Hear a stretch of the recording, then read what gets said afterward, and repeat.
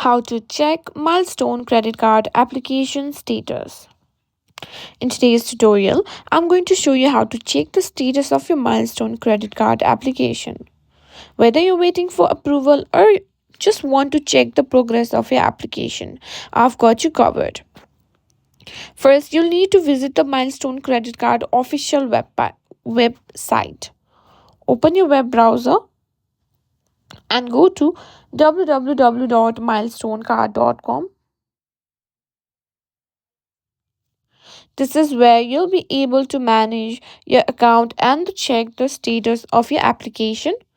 Once you're on the Milestone credit card homepage, just look for the login button, and if you've already created an account, enter your username and password to log in.